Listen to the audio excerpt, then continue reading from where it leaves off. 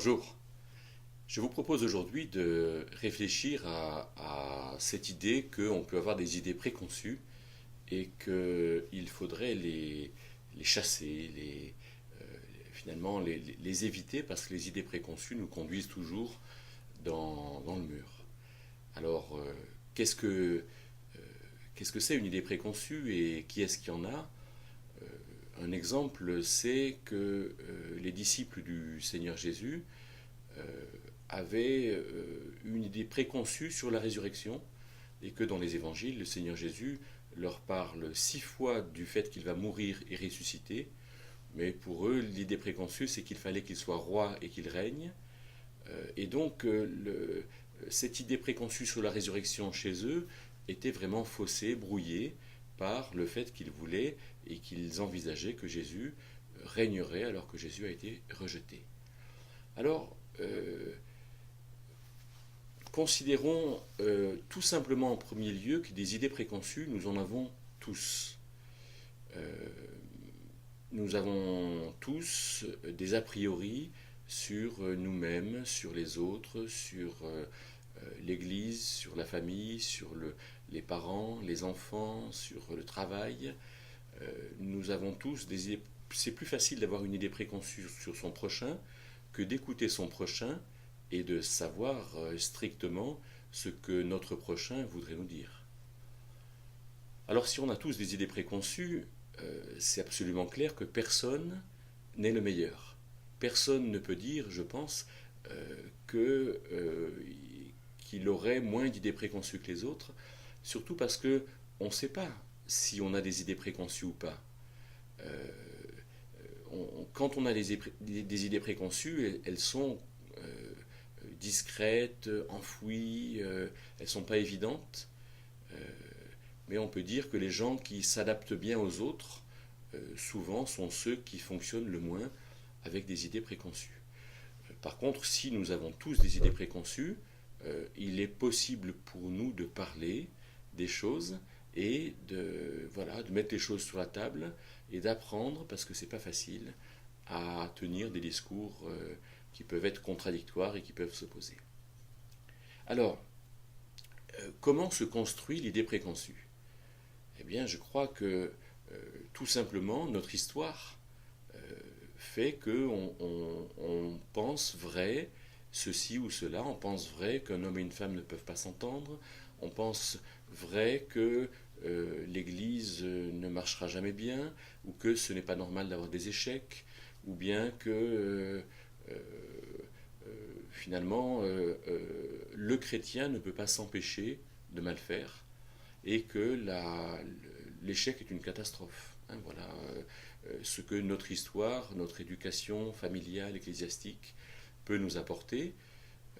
C'est clair que quand on appartient à un groupe ecclésiastique, alors l'idée préconçue est encore plus forte. Euh, Si par exemple on est dans une église charismatique ou pentecôtiste, alors l'idée préconçue sera sur les dons de l'esprit, et ça sera difficile de parler des dons d'esprit avec d'autres. Si on est dans une église baptiste, l'église préconçue sera sur le baptême. Si on est dans une église réformée, l'idée préconçue sera sur l'alliance. Et donc, ça sera des fondements sur lesquels on n'est pas prêt du tout, qu'on n'est pas prêt de remettre en question avec d'autres. Et ce sont nos choix qui entretiennent ces idées préconçues. Alors, tout ça c'est la théorie. Soyons un peu concrets et parlons peut-être en détail de quelques idées préconçues.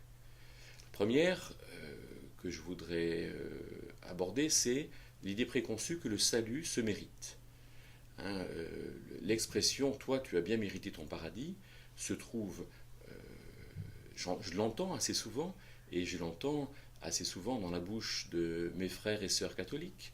Et voilà, le salut ne se mérite pas. Si je vais au paradis, si je meurs et que je vais au paradis, c'est parce que j'ai accepté le cadeau de Dieu de me donner la vie éternelle et de me faire accéder dans sa présence grâce à l'œuvre expiatoire de Jésus-Christ. Éphésiens 2, verset 6, verset 8 à 10 nous dit, vous êtes sauvés par la grâce, par la foi, cela ne vient pas de vous, c'est le don de Dieu, et personne ne peut s'en glorifier, d'être sauvé. Une autre idée préconçue, c'est que l'Église doit être visible. Alors, parce que l'Église doit être visible, alors ses membres sont connus. Quand quelqu'un n'est pas membre, alors il est de partout, mais il n'est pas dans l'Église. Et l'Église, c'est l'ensemble de ceux qui sont au bénéfice de l'œuvre de Jésus-Christ. L'Église n'est pas composée de membres visibles. L'Église, c'est finalement un ensemble de personnes dont personne ne connaît ni le nombre, ni la localisation. Une autre idée préconçue, c'est que je ne peux pas comprendre ma Bible tout seul. Et donc, je vais avoir recours aux commentaires, aux livres, je vais bien écouter les prédications.